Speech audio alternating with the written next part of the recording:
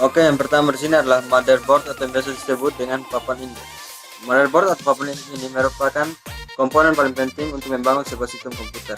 Kenapa? Karena dialah yang akan menghubungkan semua komponen-komponen yang ada pada komputer.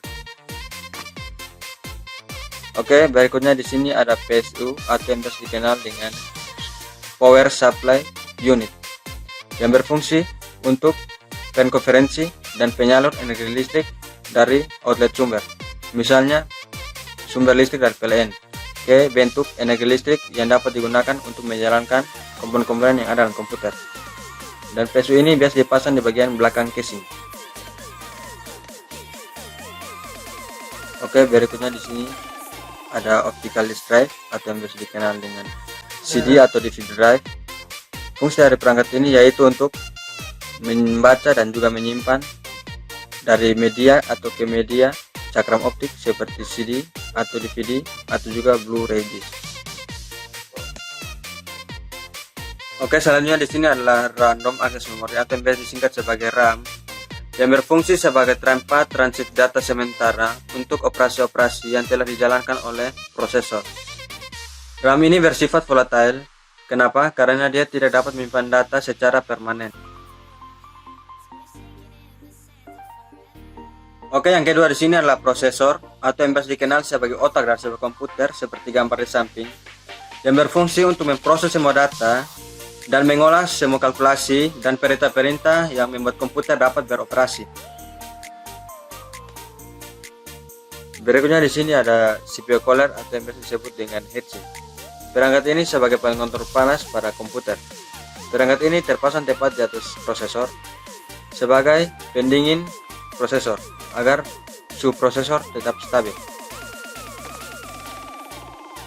Selanjutnya di sini ada hard disk yang berfungsi sebagai tempat penyimpanan utama dalam sebuah sistem komputer seperti sistem operasi, aplikasi, dan dokumen-dokumen lainnya. Yang berikutnya ada LAN card yang berfungsi sebagai penghubung komputer dengan suatu jaringan. Oke, selanjutnya di sini ada VGA atau yang biasa disebut dengan Video Graphic Adapter yang berfungsi sebagai penghubung yang memungkinkan pengiriman data grafis antara PC dan perangkat display lainnya seperti monitor ataupun proyektor. Selain komponen-komponen perangkat keras yang ada dalam casing komputer, ada juga komponen-komponen perangkat keras yang pada umumnya sering kita lihat di luar casing komputer. Contohnya sebagai berikut. Oke, yang pertama di sini ada monitor yang bisa disebut juga dengan screen atau display yang berfungsi untuk menampilkan video dan informasi grafis yang dihasilkan oleh komputer melalui alat yang disebut kartu grafis atau VGA card.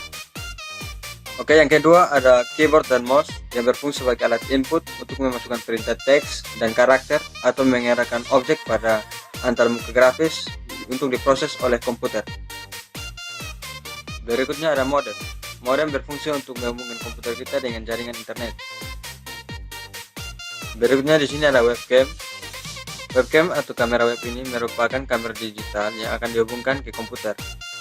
Perangkat ini biasanya untuk mengambil gambar atau video, baik melalui jaringan ataupun tanpa jaringan. Berikutnya ada proyektor atau yang disebut dengan LCD. Perangkat ini berfungsi sebagai menampilkan gambar atau video pada bidang datar yang lebih luas dan lebih lebar. Berikutnya di sini ada sound card yang berfungsi sebagai penghubung komputer dengan alat. Alat yang dimaksud seperti headset dan mic dan lain-lain.